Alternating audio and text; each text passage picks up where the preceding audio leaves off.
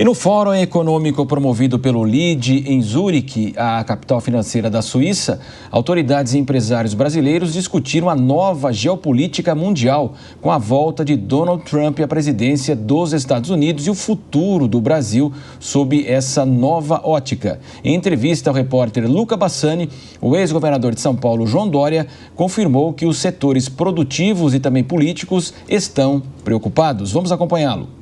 Estamos aqui em Zurique, a principal cidade da Suíça, onde aconteceu o Brazil Economic Forum, depois do Fórum Econômico Mundial de Davos, também com muitas autoridades mundiais, e organizado pelo LIDE, também com a participação de muitas autoridades brasileiras e, obviamente, a presença do ex-prefeito e ex-governador do estado de São Paulo, o João Dória Júnior. Muito obrigado por receber muito bem sempre a Jovem Pan por aqui. E gostaria de perguntar para o senhor, nessa era de um multilateralismo em crise, principalmente com a ascensão de Donald Trump, as dificuldades que os blocos econômicos têm tido de dialogar, o senhor, como homem público no passado e como empresário sempre, qual o prognóstico, qual a perspectiva para o nosso planeta durante este ano 2025, que ainda vive uma situação econômica não muito favorável? Luca, primeiro, muito obrigado pela sua presença aqui em Davos e aqui em Zurique, e especificamente no Brasil Economic Forum, sempre valendo a máxima da grandiosidade da Rádio Jovem Pan e da sua capacidade jornalística. De fato, a geopolítica mundial muda com a ascensão de Donald Trump. Não muda só para os Estados Unidos, muda para o mundo. E até neste momento com perspectivas de mudar para pior. Não há perspectiva de mudar para melhor. Uma das primeiras medidas anunciadas pelo presidente Trump foi denunciar e sair do Acordo de Paris, que estabelecia os protocolos do governo americano com o clima, com as mudanças climáticas, com o Carbon Zero, com a redução da emissão de carbono e com a economia circular e com a transição energética. É uma decisão de grande impacto, é a maior economia do mundo. É o país que, infelizmente, mais contribui para a poluição mundial, agora simplesmente sai do Acordo de Paris e compromete os protocolos e principalmente as metas estabelecidas pela COP, pela ONU, para a melhoria da condição climática no mundo. Os outros anúncios também são, eu diria, dificultadores para países que exportam para os Estados Unidos. Então estamos aqui falando da primeira parte da história, que é ruim. Qual é a parte boa da história que foi debatida durante o Brasil Economic Forum aqui em Zurique? É a oportunidade.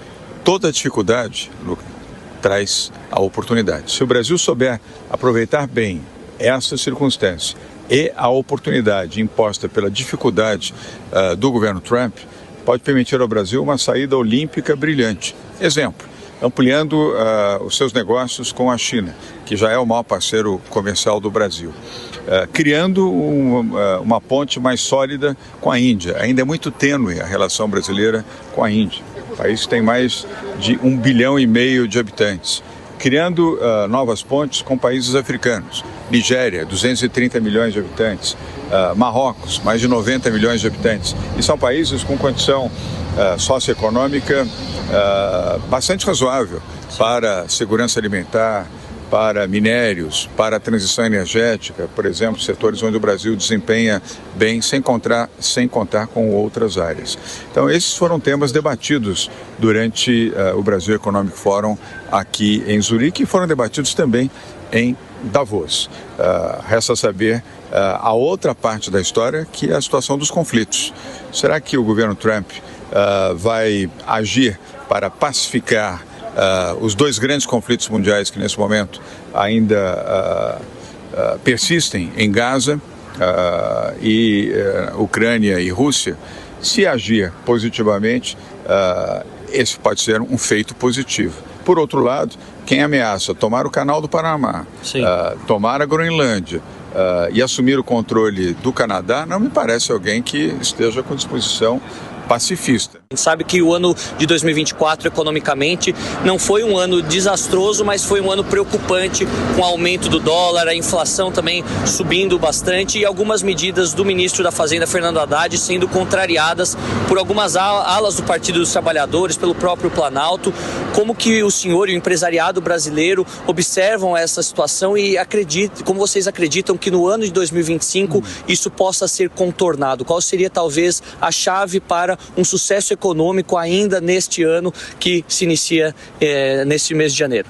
Luca, primeiro, a sua análise está absolutamente correta. O empresariado, o setor produtivo, vê com preocupação. E principalmente as interferências que têm sido feitas na gestão do ministro Fernando Haddad. O ministro da Economia, o ministro da Fazenda do Brasil, surpreendeu o mercado 2 anos atrás, buscando diálogo, buscando entendimento, sabendo ouvir, que é uma função importante. Todo governo deve saber ouvir, o governo é eleito pelo povo.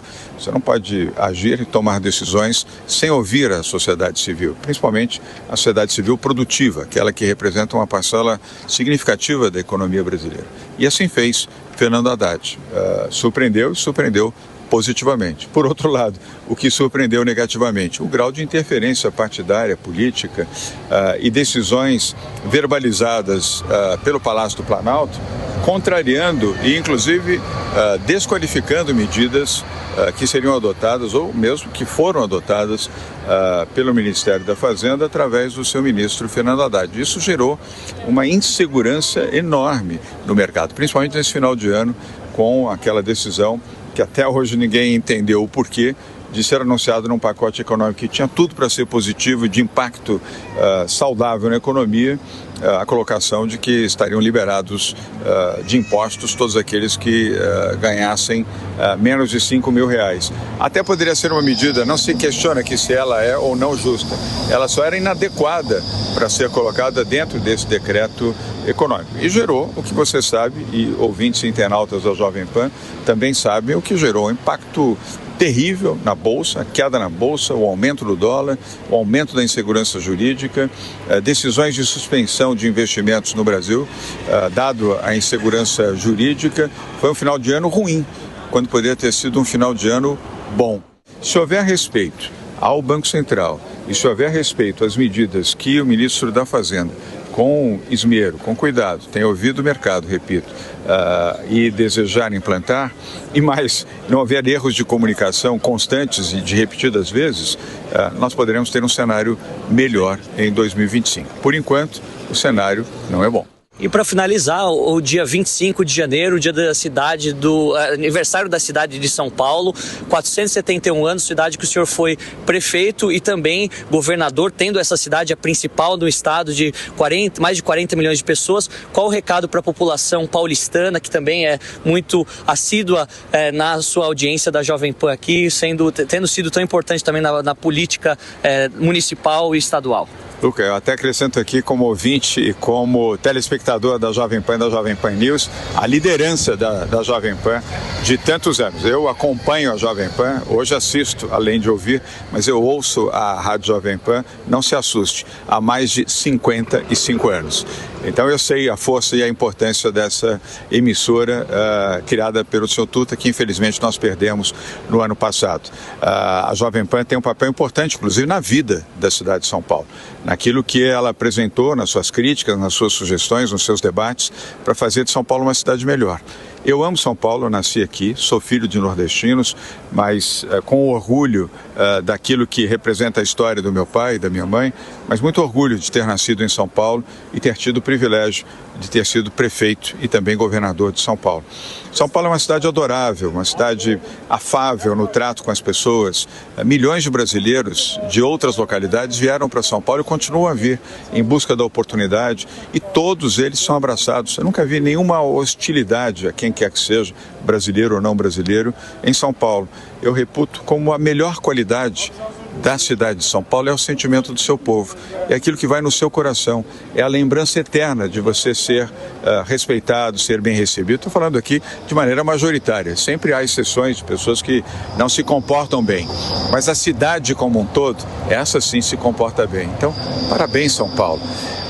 471 anos de vida bem vividos, uma história bonita, uma cidade que se projetou a ponto de ser a maior cidade do país, a maior cidade da América Latina, já tendo superado a cidade do México, e a 7ª maior capital do mundo. São Paulo é um orgulho para todos nós que moramos, para todos nós que vivenciamos São Paulo, daqueles que, como eu, nasceram em São Paulo, mas sobretudo um orgulho para o Brasil.